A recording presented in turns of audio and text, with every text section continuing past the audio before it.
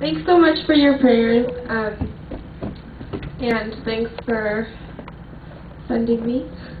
Has anyone here ever been to England?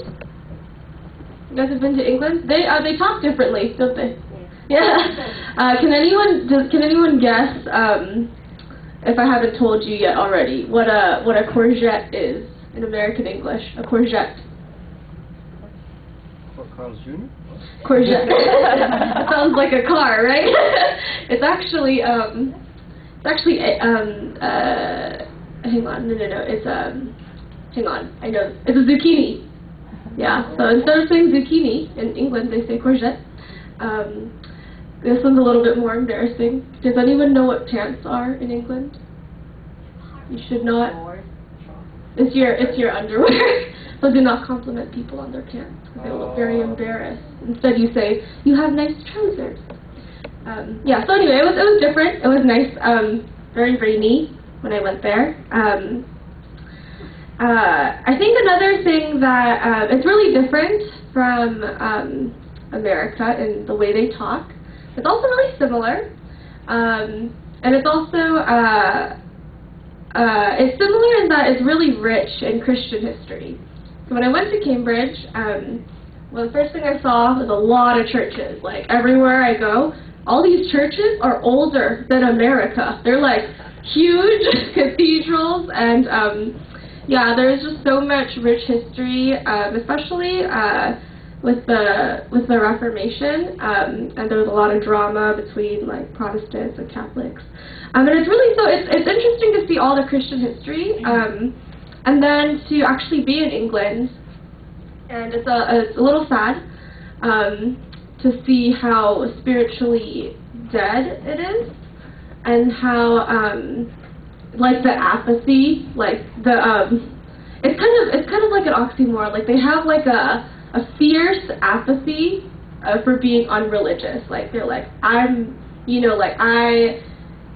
believe that there is no absolute truth. They're that like and I don't need Jesus, and so I got this overwhelming sense of like postmodernism. Like there is really no like truth. So that was kind of the feel and the philosophy that we came into when we were going. And I'll tell you guys a little bit about what we did.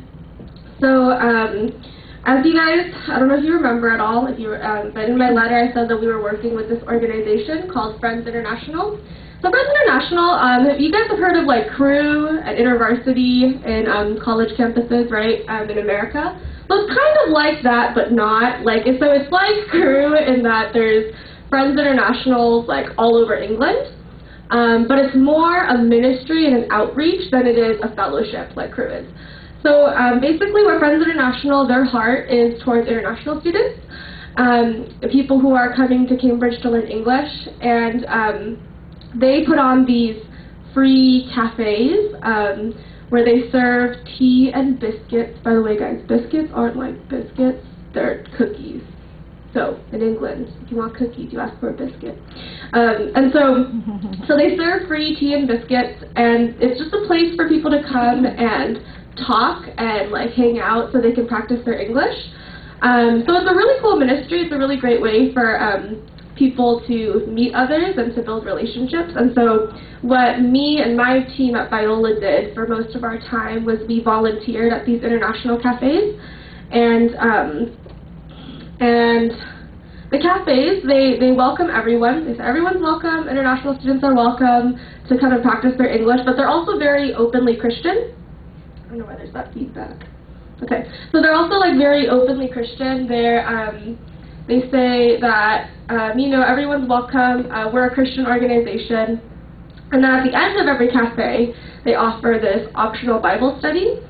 And it was really interesting because the Bible study is for like English language learners, and so they the Bible study is kind of led as a discussion where they read a short passage of the Bible and then they'll talk about it. And I don't know if you guys know this, but Kayak knows this. This is exactly how Kayak is, right guys? Like it's like we just read a small passage of the Bible and we talk about it. And so I told Bartow, the leader of Friends International, that, hey, if you are comfortable, hello, yeah, if you're comfortable, I would love to lead a Bible study for one of the cafes. And I felt like that was a really great moment that God was able to allow me to use what I feel gifted in and what I feel talented in. Not that I feel super gifted or talented in this, but if there's anything that I feel like I have done in the past, I feel like it's lead kayak. So Bartow allowed me to lead the Bible discussion, and it was, and I learned a lot. You know, like they gave me a lot of pointers, and so I got to learn a lot of new techniques that I will use in kayak. And so what I really loved about the missions trip, though, was it wasn't just like drive-by evangelism.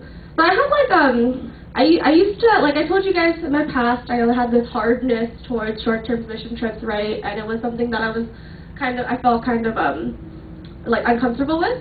One of the things that kind of made me uncomfortable with it was that it felt like for 2 weeks you're just like investing into these people and you're evangelizing, but then like after 2 weeks you leave and then like you go away and you don't see them anymore. But what I really loved about Friends International was that they were really intentional about building lasting relationships with these people. So our role, the 6 of us, our role was to bring people to the cafes and to build relationships, but it was also to introduce them to Friends International and to be allowing them to get plugged in to these cafes so that they could have people who are there with them year-round, investing in them and plugging into them and and reaching out to them. So I really felt like it was deeper than just like this drive-by, like, oh, meet people for 2 weeks and then leave after that. But it was really like these lasting relationships. I remember even one time Bartow was saying that one person they knew, one international student they knew, was leaving for medical school, so she wasn't going to be in Cambridge anymore. But they said, like, oh, but we have friends we know in wherever she's going, so we're going to go connect her to those friends so that she continuously has this, like, surrounding Christian community that she could be, that can be looking out for her and caring for her. So I thought that was really, like, that was, like, a real act of love. For the team, too, we really felt like we connected with a lot of the students as well. There were 2 relationships that really, really stood out to me. And one of them, her name, I'll tell you guys her name later, maybe in private, but she was from China, and what I really loved about my relationship with her was the fact that she was so thoughtful. You know, so the people in Cambridge, they come to study, they're very studious, but they're very intellectual and they're very thoughtful, and they'll ask like these really, really thought-provoking questions, like, you know, if God is real, like, you know, why is there all this in the world, or why would a good God, you know, be against homosexuality? You know, like these kinds of like questions they would ask us, and they would be the ones bringing it up, like it's not just us. And so with her, she had a lot of questions about Christianity, and she had a lot of questions like, you know, like what do you think about, like what does the Bible say about, you know, marriage or relationships or homosexuality or things like that. And we had a lot of really good conversations. So I had the opportunity to tell her about Jesus a lot. But also I had the opportunity to show her who Jesus was.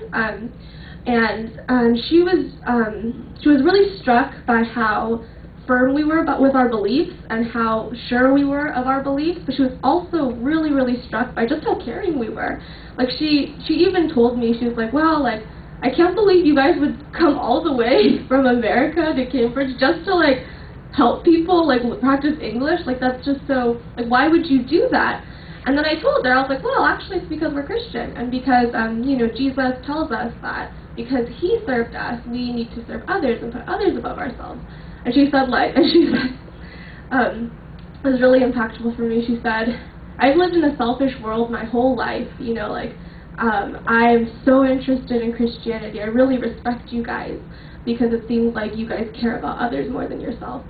And that really struck me because, yeah, I mean, like, it didn't seem like a big deal what we were doing. You know, we were just just wanting to share Jesus with people. But it was really powerful because it is true, people are looking out for their own interests all the time.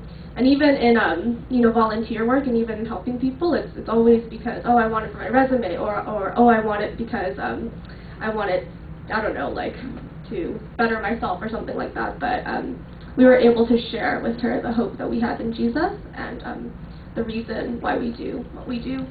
So that was really impactful. Another really impactful story, really quick.